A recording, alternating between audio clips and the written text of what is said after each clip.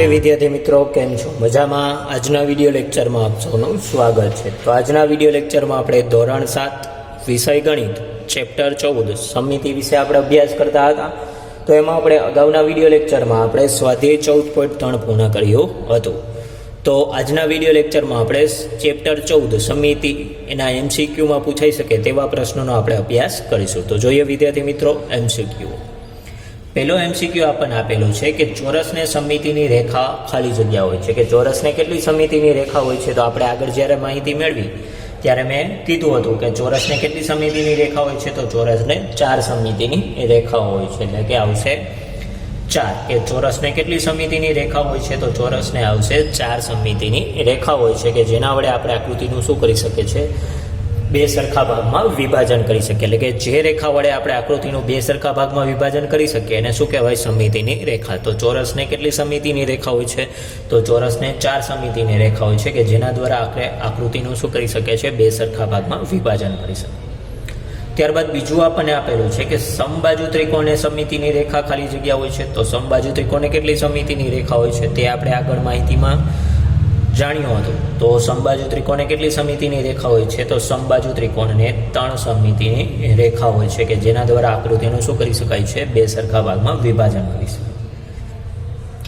ત્યારબાદ ત્રીજો MCQ જોઈએ તો ખાલી જગ્યાને સમિતિની રેખા 6 હોય છે. કઈ આકૃતિને સમિતિની રેખા 6 હોય છે. તો જેને 6 બાજુ હોય એને સમિતિની રેખા 6 હોય, પરંતુ કેવું હોવું જોઈએ, નિયમિત.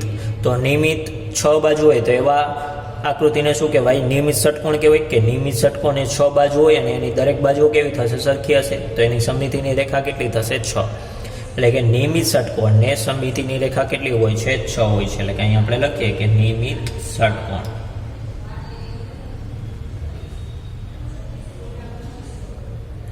કે નિયમિત ષટકોણ એવી આકૃતિ છે કે એને સમિતિની રેખા કેટલી હોય છે. તો નિયમિત ષટકોણને સમિતિની રેખાઓ 6 હોય છે, કે જેના દ્વારા આપણે ષટકોણનું 2 સરખા ભાગમાં શું કરી શકીએ છીએ, વિભાજન કરી શકીએ છીએ. એટલે કે નિયમિત ષટકોણને સમિતિની રેખા કેટલી હોય છે. તો આવશે 6.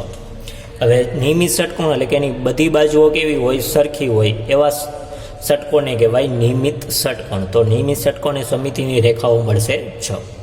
ત્યારબાદ ચોથું આપણે જોઈએ તો ચોથું આપણને શું આપેલું છે કે વર્તુળને ખાલી જગ્યા સમિતિની રેખાઓ હોય છે. તો આપણે આગળ અભ્યાસ કરી ગયા તે મુજબ કે વર્તુળને કેટલી સમિતિની રેખા હોય છે. તો વર્તુળને અસંખ્ય સમિતિની રેખા હોય છે, કે જેના દ્વારા આપણે વર્તુળનું શું કરી શકીએ છીએ, 2 સરખા ભાગમાં વિભાજન કરી શકીએ. તો વર્તુળને કેટલી સમિતિની રેખાઓ છે. તો વર્તુળને અસંખ્ય સમિતિની રેખા હોય છે, કે વર્તુળને કેટલી સમિતિની રેખા હોય છે. તો વર્તુળને અસંખ્ય સમિતિની રેખા હોય છે, કે જેના દ્વારા આપણે વર્તુળનું શું કરી શકીએ છીએ, 2 સરખા ભાગમાં વિભાજન કરી શકીએ છીએ. ત્યારબાદ 5મો MCQ આપણે જોઈએ તો 5મો MCQ આપણને શું આપેલો છે કે ખાલી જગ્યાને સમિતિની રેખા 0 હોય છે, કે નીચે આપેલા જે ઓપ્શન છે એ ઓપ્શનમાંથી કેને સમિતિની રેખા 0 હોય છે. એટલે કે કઈ આકૃતિને એક પણ સમિતિની રેખા ન મળે, કે જેના દ્વારા આપણે આકૃતિનું 2 સરખા ભાગમાં વિભાજન કરી શકીએ. તો એવો વિષમબાજુ ત્રિકોણ થશે કે જેને સમિતિની રેખા કેવી હોય છે, 0. કે વિષમબાજુ ત્રિકોણને આપણે એક પણ સમિતિની રેખા દોરી શકીએ નહીં, કે જેના દ્વારા આપણે વિષમબાજુ જે ત્રિકોણ છે એનું 2 સરખા ભાગમાં આપણે વિભાજન કરી શકીએ. તો શું આવશે, વિષમબાજુ ત્રિકોણ, કે વિષમબાજુ ત્રિકોણને સમિતિની રેખા કેટલી હોય છે, 0 હોય છે. એટલે કે વિષમબાજુ ત્રિકોણ કે જેને સમિતિની રેખા કેટલી હોય છે. તો વિષમબાજુ ત્રિકોણને સમિતિની રેખા 0 હોય છે, કે જેને એક પણ સમિતિની રેખા ન દોરી શકાય, કે જેના દ્વારા ત્રિકોણનું 2 સરખા ભાગમાં વિભાજન થાય. એટલે કે આમ વિષમબાજુ ત્રિકોણને એક પણ સમિતિની રેખા હોતી નથી. ત્યારબાદ 6મો MCQ આપણે જોઈએ તો 6મો MCQ શું આપેલો છે કે લંબચોરસને સમિતિની રેખા ખાલી જગ્યા હોય છે. તો લંબચોરસને કેટલી સમિતિની રેખા હોય. તો લંબચોરસને આપણે આગળ માહિતી મેળવી તે મુજબ શું થશે કે લંબચોરસને 2 સમિતિની રેખા હોય છે, કે જેના દ્વારા આપણે લંબચોરસનું શું કરી શકીએ છીએ, 2 સરખા ભાગમાં વિભાજન કરી શકીએ. તો લંબચોરસને કેટલી સમિતિની રેખા થશે. તો લંબચોરસને 2 સમિતિની રેખા થશે, કે જેના દ્વારા આપણે લંબચોરસનું શું કરી શકીએ છીએ, 2 સરખા ભાગમાં વિભાજન કરી શકીએ. ત્યારબાદ 7મો MCQ આપણે જોઈએ તો સમદ્વિબાજુ ત્રિકોણને સમિતિની રેખા ખાલી જગ્યા હોય છે, કે સમદ્વિબાજુ ત્રિકોણને કેટલી સમિતિની રેખા. તો સમદ્વિબાજુ ત્રિકોણ છે તો એની જે ત્રિકોણની 2 બાજુના માપ સરખા હોય એને કહેવાય સમદ્વિબાજુ ત્રિકોણ. તો સમદ્વિબાજુ ત્રિકોણને કેટલી સમિતિની રેખા મળશે? તો સમદ્વિબાજુ ત્રિકોણ છે તો એને સમદ્વિબાજુ ત્રિકોણને એક સમિતિની રેખા મળશે કે જેના દ્વારા આપણે સમદ્વિબાજુ ત્રિકોણનું શું કરી શકીએ છીએ? બે સરખા ભાગમાં વિભાજન કરી શકીએ. તો સમદ્વિબાજુ ત્રિકોણને કેટલી સમિતિની રેખા આવશે? તો આવશે એક. કે સમદ્વિબાજુ ત્રિકોણને એક સમિતિની રેખા મળશે અને એ સમિતિની રેખા દ્વારા આપણે સમદ્વિબાજુ ત્રિકોણનું શું કરી શકીએ છીએ? બે સરખા ભાગમાં વિભાજન કરી શકાય.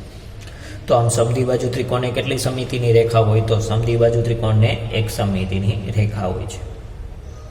ત્યારબાદ સમાંતર બાજુ ચતુષ્કોણ. તો સમાંતર બાજુ ચતુષ્કોણને કેટલી સમિતિની રેખા હોય છે? તો સમાંતર બાજુ ચતુષ્કોણ છે તો એ સમાંતર બાજુ ચતુષ્કોણને એક પણ સમિતિની રેખા ન મળે કે જેના દ્વારા આપણે ચતુષ્કોણનું બે સરખા ભાગમાં વિભાજન કરી શકીએ.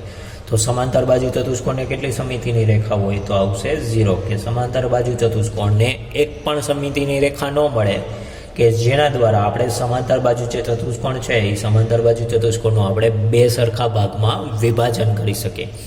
તો આમ એક પણ સમિતિની રેખા ન મળે તો આમ સમાંતર બાજુ ચતુષ્કોણને સમિતિની રેખાની સંખ્યા કેટલી થશે? 0 થશે. ત્યારબાદ આપણે 9મો MCQ જોઈએ. તો 9મો MCQ આપણને શું આપેલો છે? કે નિયમિત પંચકોણને ખાલી જગ્યા સમિતિની રેખા હોય છે. હવે નિયમિત પંચકોણ એટલે શું થશે? કે જેની 5 બાજુ સરખી હોય એવા પંચકોણને શું કહેવાય? નિયમિત પંચકોણ. તો નિયમિત પંચકોણને કેટલી સમિતિની રેખા? હવે જેટલી બાજુ હોય એટલી એની સમિતિની રેખા હોય. હવે નિયમિત હોય તો જ એને એટલી બાજુની સમિતિ આપણને મળે. તો અહીં નિયમિત પંચકોણ છે એટલે કે 5 બાજુ હશે તો એની સમિતિની રેખા પણ કેટલી થશે? 5 થશે. કે નિયમિત પંચકોણને કેટલી સમિતિની રેખા હોય? તો નિયમિત પંચકોણને 5 સમિતિની રેખા હોય કે જેના દ્વારા આપણે શું કરી શકીએ છીએ? પંચકોણનું બે સરખા ભાગમાં વિભાજન કરી શકીએ છીએ. એટલે કે નિયમિત પંચકોણને ખાલી જગ્યા સમિતિની રેખા હોય છે. તો નિયમિત પંચકોણને કેટલી સમિતિની રેખા હોય છે? તો નિયમિત પંચકોણને 5 સમિતિની રેખા હોય છે કે જેના દ્વારા આપણે પંચકોણનું શું કરી શકીએ છીએ? બે સરખા ભાગમાં વિભાજન કરી શકીએ છીએ. ત્યારબાદ 10મો MCQ જોઈએ. તો 10મો MCQ આપણને શું આપેલો છે? કે સમબાજુ ચતુષ્કોણને ખાલી જગ્યા સમિતિની રેખા હોય છે. કે સમબાજુ ચતુષ્કોણ લઈએ તો એ સમબાજુ ચતુષ્કોણને કેટલી સમિતિની રેખા હોય છે? તો સમબાજુ ચતુષ્કોણ છે તો એ સમબાજુ ચતુષ્કોણને બે સમિતિની રેખા મળે છે કે જેના દ્વારા આપણે સમબાજુ ચતુષ્કોણનું શું કરી શકીએ છીએ? બે સરખા ભાગમાં વિભાજન કરી શકીએ. તો એ સમિતિની રેખા આપણને કેટલી મળશે? તો આવશે 2. તો અહીંયા આપણે જોઈ શકીએ છીએ કે સમબાજુ ચતુષ્કોણને કેટલી સમિતિની રેખા હોય છે? તો સમબાજુ ચતુષ્કોણને બે સમિતિની રેખા મળશે કે જેના દ્વારા આપણે સમબાજુ ચતુષ્કોણનું શું કરી શકીએ? બે સરખા ભાગમાં વિભાજન કરી શકીએ. તો એવી બે રેખા દોરી શકીએ તો એવી સમબાજુ ચતુષ્કોણની સમિતિની રેખા કેટલી થશે? તો આવશે સમબાજુ ચતુષ્કોણને બે સમિતિની રેખા હોય છે. તો અહીંયા આપણે ચેપ્ટર 14 સમમિતિ પૂર્ણ કરીએ છીએ. આવતા વિડીયો લેક્ચરમાં આપણે આગળના ચેપ્ટરનો અભ્યાસ કરીશું. તો ત્યાં સુધી દરેક વિદ્યાર્થી મિત્રને જય હિન્દ, જય ભારત.